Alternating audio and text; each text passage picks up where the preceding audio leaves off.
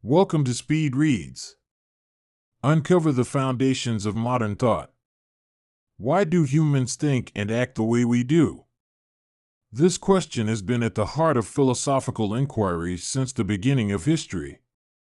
In 1740, Scottish philosopher David Hume published his answer to the question, his famous Treatise of Human Nature.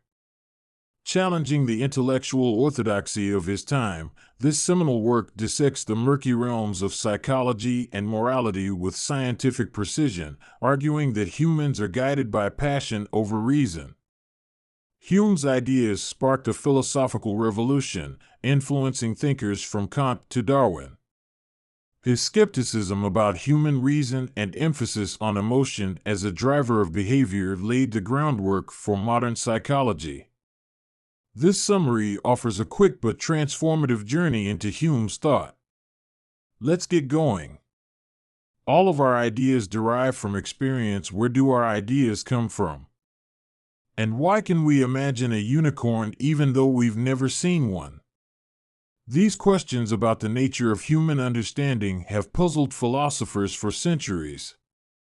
At the heart of Hume's exploration of this question lies a revolutionary argument. All of our ideas, no matter how complex, ultimately derive from our sensory experiences. This means that there are no innate ideas independent from experience. To understand this concept, let's break it down. Our mental content can be divided into two categories: impressions and ideas. Impressions are our immediate, vivid sensory experiences, like seeing a red apple or feeling pain. Ideas, on the other hand, are the fainter copies of these impressions that we use in thinking and reasoning.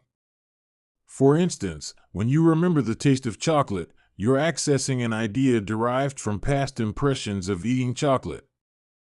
This distinction leads Hume to a crucial principle: every simple idea corresponds to a simple impression. You can't have an idea of a color you've never seen or a sensation you've never felt. Even our most abstract thoughts can be traced back to combinations of these simple ideas from experience. But what about complex ideas, like that of a unicorn or our concept of justice? These are formed by combining and rearranging simple ideas from our experiences. We can imagine a unicorn by combining our ideas of a horse and a horn, both of which come from real impressions. The implications of this view are profound. It suggests that our knowledge is limited by our experience. We can't truly conceive of anything entirely beyond the realm of what we've experienced in some form. This challenges the idea of innate knowledge that was prevalent in Hume's time. It also raises important questions about the limits of human understanding. However, this doesn't mean our minds are passive receivers of information. We have the ability to combine and manipulate ideas in creative ways. Our imagination allows us to form complex ideas and concepts, even if their components are always rooted in experience. That's how we can form abstract concepts such as that of justice. This account of human understanding was revolutionary at the time. It was a challenging new perspective on the origin of our thoughts and beliefs. Knowledge is grounded in habit as much as logic. There are few things we can be absolutely certain of in life. Yet most of us would claim to know that the sun will rise tomorrow morning, or that water will boil when heated enough. But how can we be so sure? Is it through logic, or something else entirely?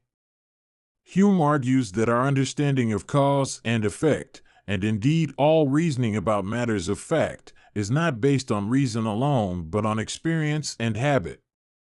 When we repeatedly observe one event following another, we begin to associate them in our minds. This association becomes so strong that we come to expect the second event whenever we see the first. For instance, when it's morning, we expect the sun to rise. But, and this is crucial, we never actually observe the causal connection itself. We only see one event following another, not the power that makes it happen. This leads Hume to the conclusion that our belief in cause and effect relationships is not based on rational understanding, but on habit formed through repeated observation. We can't prove logically that the future will resemble the past, yet we constantly rely on this assumption in our daily lives. This means that much of what we consider knowledge is actually probability based on past experience. We don't use reason or logic nearly as much as we think we do. Moreover, when we subject our reasoning processes to rigorous scrutiny, we find that they are fraught with contradiction and uncertainty. Even mathematics and logic, often considered bastions of certainty, rely on assumptions that cannot be proven within their own systems.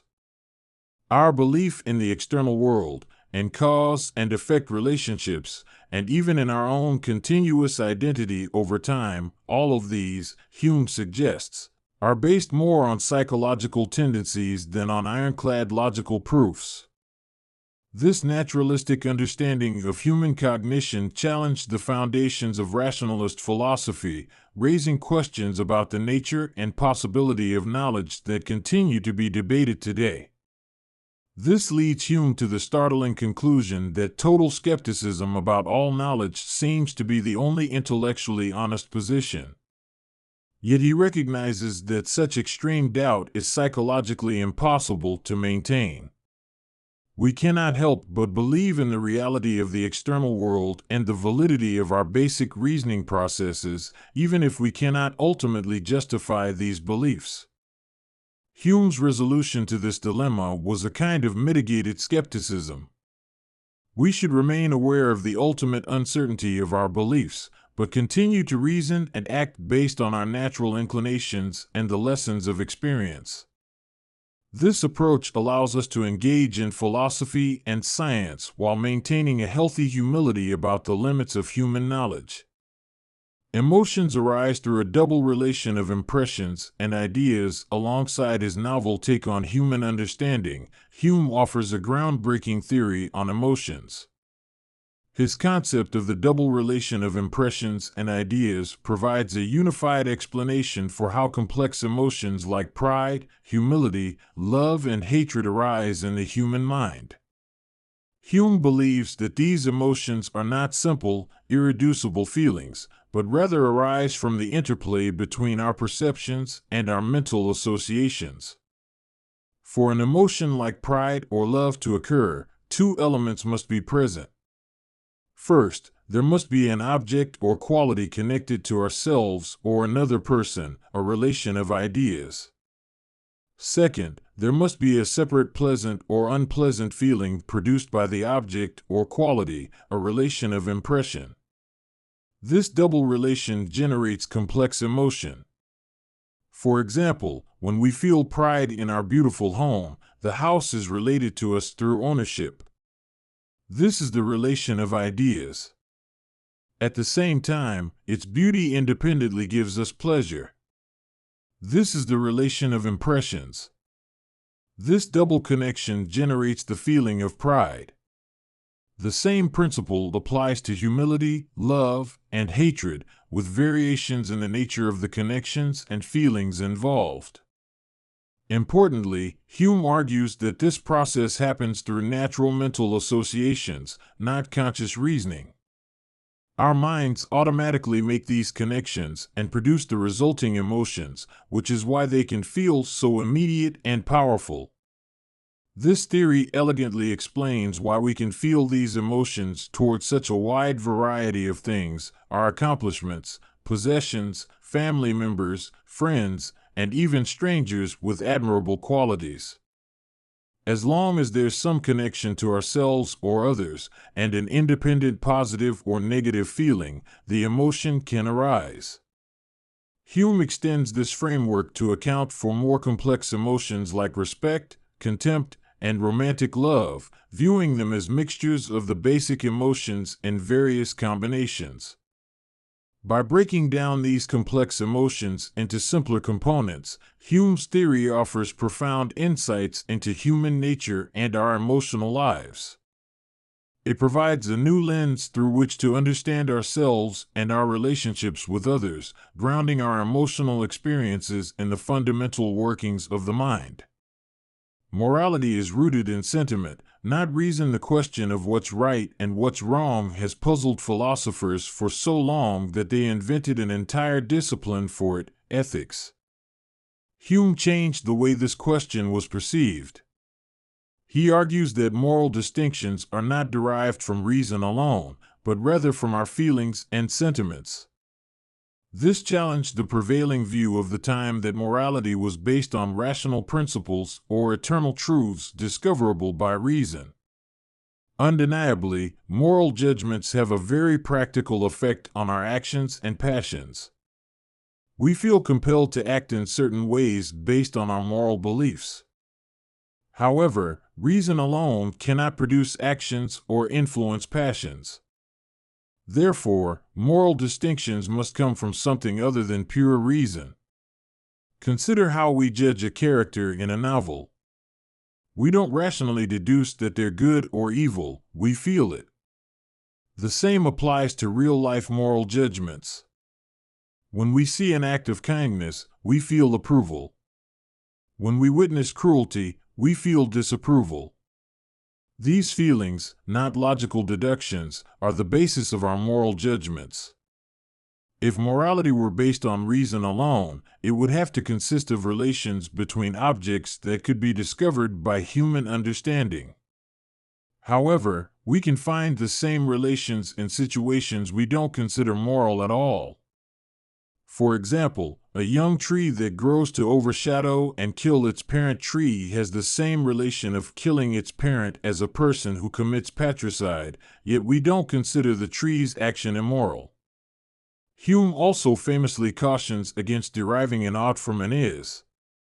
No matter how many factual statements we make about the world, we can't logically derive a moral imperative from them without already assuming some moral premises. Moral distinctions arise from a moral sense, a feeling of approval or disapproval that we experience when contemplating actions or characters. This doesn't mean morality is arbitrary or purely subjective, but it does mean that our emotions and sentiments play a crucial role in our moral judgments. Hume's perspective shifted our understanding of ethics from a search for abstract moral truths to an investigation of human nature and the sentiments that guide our moral judgments.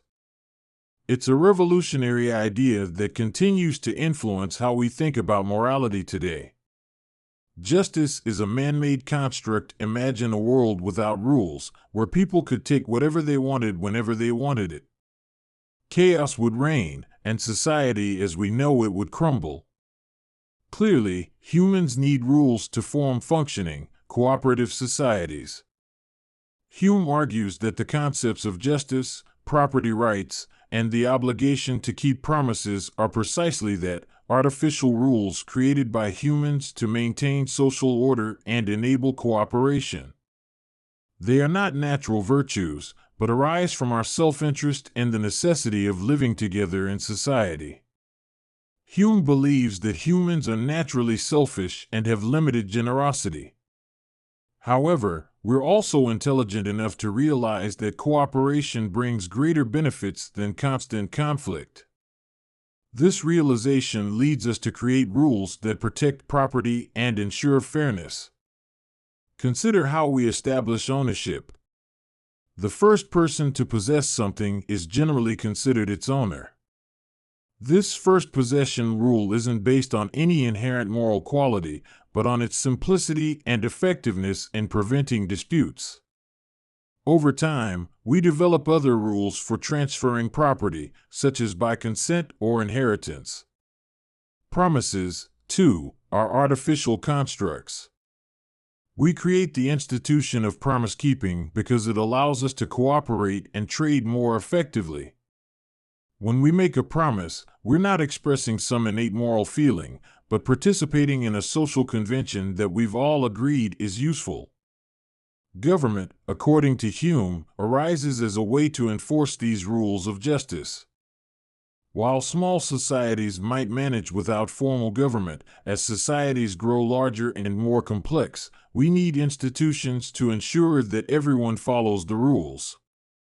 By understanding justice, property, and promises as human inventions rather than natural laws, we can see how flexible and adaptable our moral systems can be.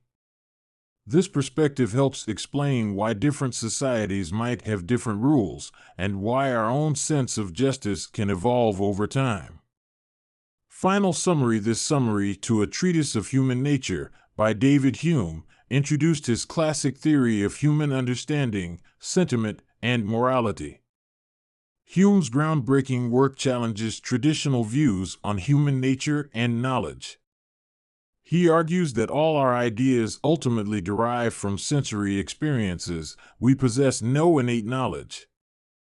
At the same time, our reasoning is based more on habit than reason, leading to skepticism about absolute certainty in knowledge.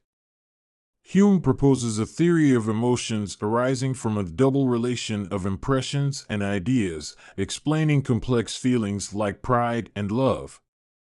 He also argues that morality is grounded in sentiment rather than reason, and that moral judgments stem from feelings of approval or disapproval.